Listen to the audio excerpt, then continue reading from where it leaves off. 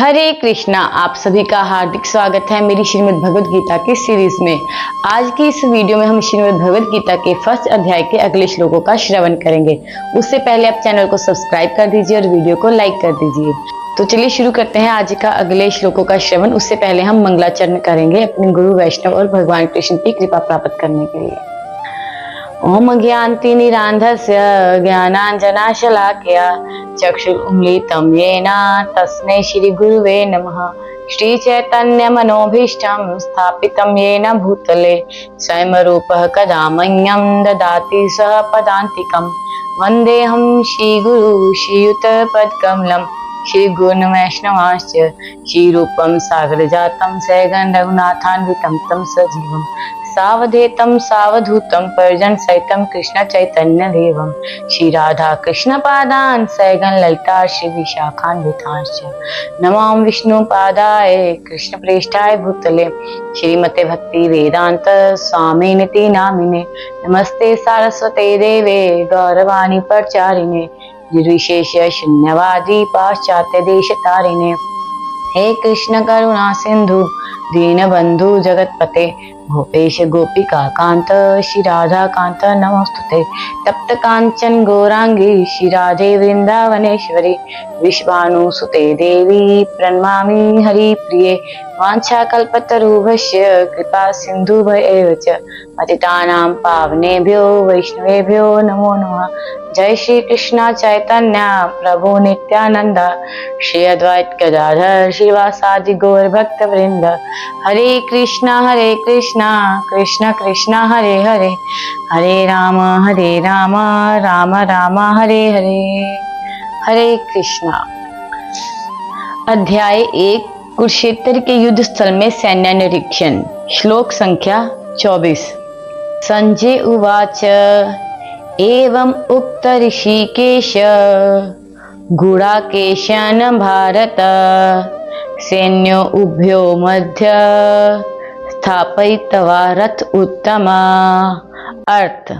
संजय ने कहा, हे भरतवंशी, अर्जुन द्वारा इस प्रकार संबोधित किए जाने पर भगवान कृष्ण ने दोनों दलों के बीच में उस उत्तम रथ को लाकर खड़ा कर दिया। तात्पर्य। इस श्लोक में अर्जुन को गुडाकेश कहा गया है। गुड़ा का अर्थ है नींद, और जो नींद को जीत लेता है वह गुडाकेश है। नींद का अर्थ अज्ञान भी है, अतः अर्जुन ने कृष्ण की मित्रता के कारण नींद तथा अज्ञान दोनों पर विजय प्राप्त की थी।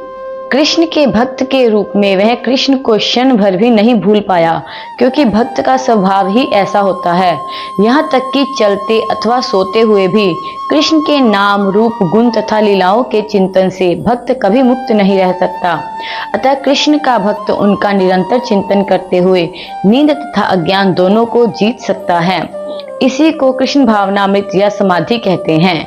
प्रत्येक जीव की इंद्रियों तथा मन के निर्देशक अर्थात ऋषिकेश के रूप में कृष्ण अर्जुन के मंतव्य को समझ गए कि वह क्यों सेनाओं के मध्य में रथ को खड़ा करवाना चाहता है। अतः उन्होंने वैसा ही किया और फिर वे इस प्रकार बोले। श्लोक संख्या 25।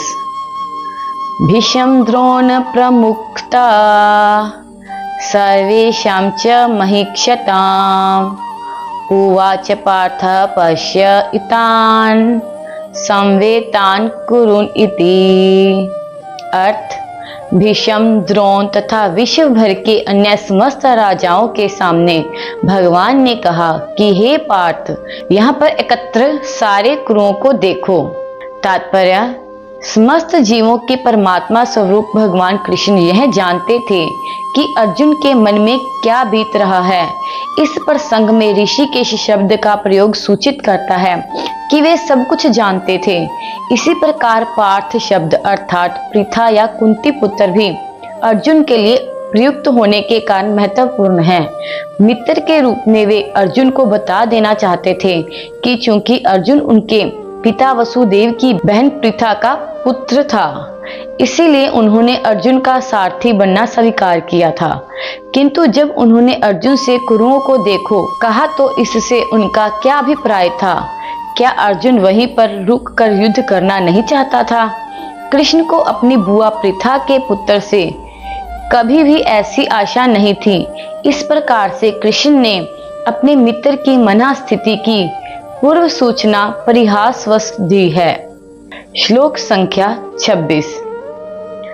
तत्र अपश्यत् सिष्टान् पार्थ पितॄन् पितामहान् आचार्यान् मातुलान् भ्रातॄन् पुत्रान् पौत्रान् सखीन् तथा अश्वशूरान् सुहृदय च एव सैन्यो उभयो अपि। अर्थ, अर्जुन ने वहां पर दोनों पक्षों की सेनाओं के मध्य में अपने चाचा, ताऊओं, पितामहों, गुरुओं, मामाओं, भाइयों, पुत्रों, पौत्रों, मित्रों, ससुरों और शुभचिंतकों को भी देखा। तात्पर्य, अर्जुन युद्ध भूमि में अपने सभी संबंधियों को देख सका। वह अपने पिता के समकालीन भूरिश्रवा जैसे व्यक्तियों, भीष्म तथा सोमदत्त जैसे पितामहों, द्रोणाचार्य तथा कृपाचार्य जैसे गुरुओं, शल्य तथा शकुनी जैसे मामाओं, दुर्योधन जैसे भाइयों, लक्ष्मण जैसे पुत्रों, अश्वत्थामा जैसे मित्रों एवं कृतवर्मा जैसे शुभचिंतकों को देख सका। वह उन सेनाओं को भी देख सका जिनमें उसके अनेक मित्र थे।